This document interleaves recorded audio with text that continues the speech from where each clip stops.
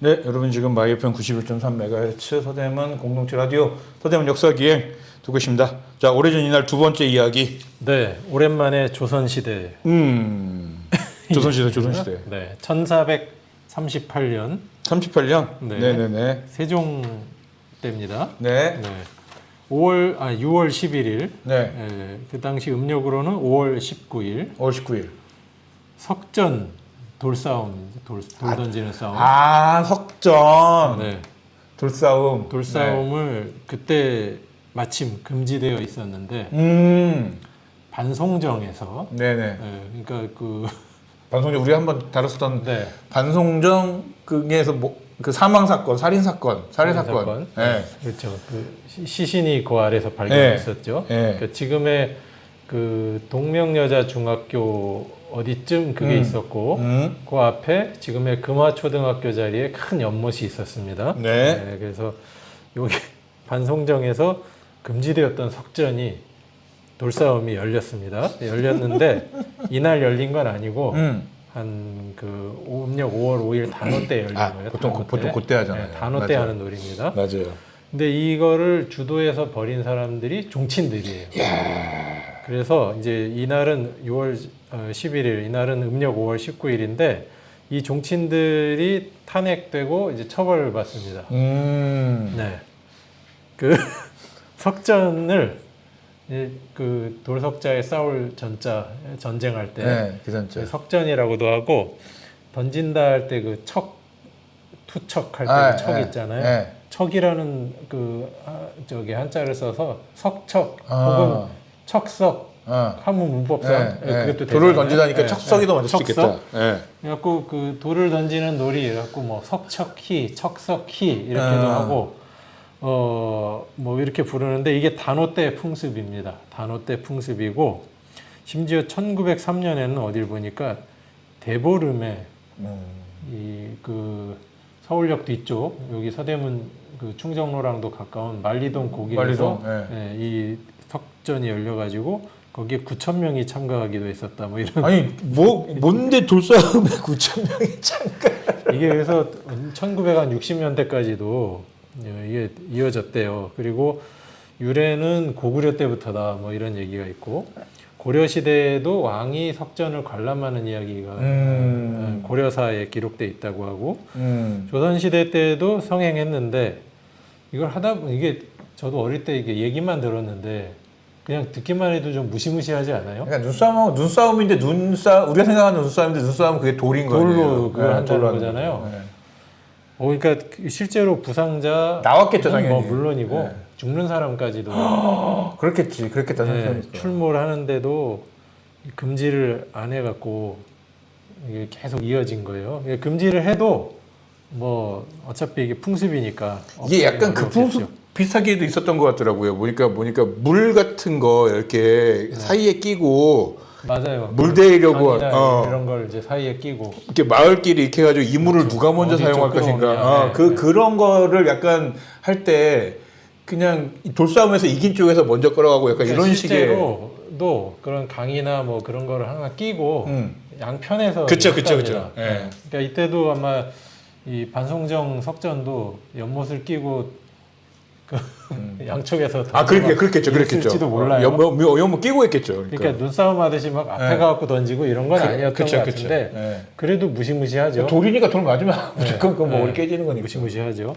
근데 이게 안 없어졌던 또 다른 이유가 뭐냐면은 유사시에 군사력을 활용을 한 거예요. 그래서 이 군사훈련이구나 일종의. 척석군이 실제로 편제되어 있었답니다. 그 조선 시대 그 초기에도 왜구를 격퇴할 때 이 척석군이 그 활약을 했던 이야기도 있고요. 일찍 훈련을 한 거네요. 이렇게 어떻게 해서 돌 던져 사람을 맞출 것인가를 이게 가지고. 놀이가 아니고 훈련이다. 이 논리를 펼친 왕이 있습니다. 누굽니까? 태종입니다. 태종의 아버지. 근데 아빠는 그렇게 했는데 아들이 금지. 그 얘기가 이제 이 얘기가 참 재밌어서 조금 길겠지만 소개해드리겠습니다. 1421년 이미 세종이 즉위하고 3년 차를 맞이했습니다.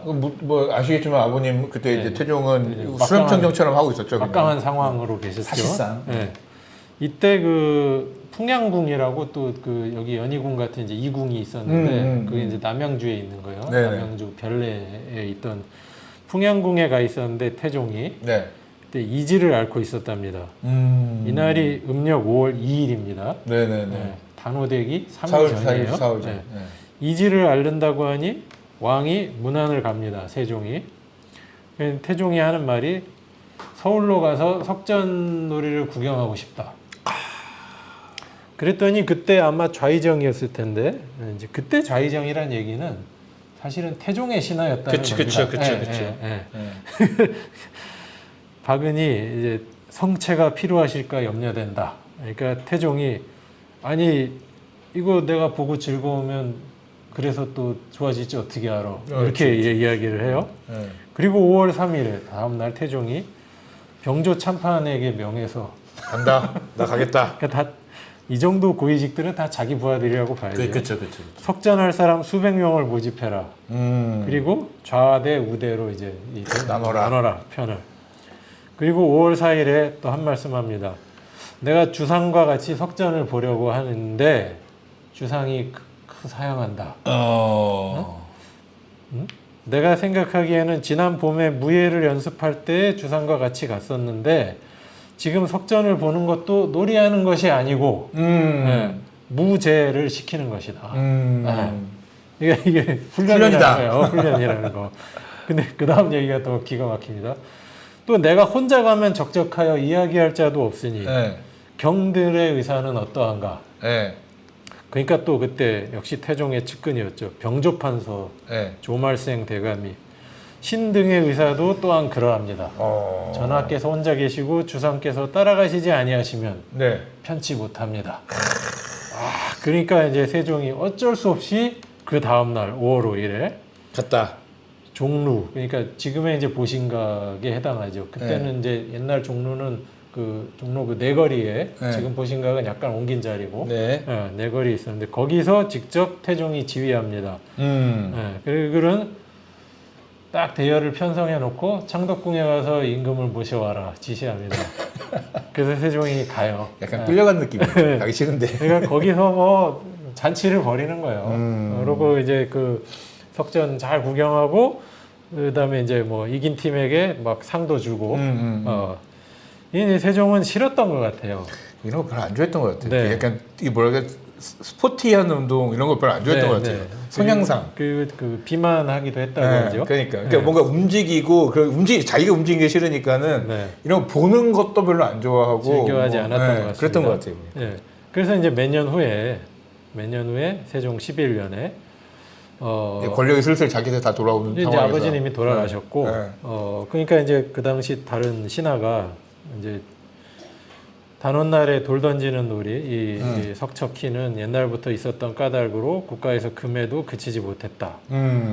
태종 때에는 심지어 그 중국에서 온 사신한테 이걸 구경을 시켜주기도 합니다. 그러니까 이제 사신들이 보기를 원해서 이걸 뭐 한마다 뭐 이걸 했었는데 이걸 그러다가 몸을 상하고 목숨이 끊어진 사람도 많았다. 근데 제가 염려하기로는 강하고 사나운 무리들이 서로 당을 맺어서 혹시 이제 이걸 빌미로 해갖고 뜻하지 않은 변고가 일어날까. 그러니까 일종의 군사훈련인데 이거 하지 말자 그런 얘기죠.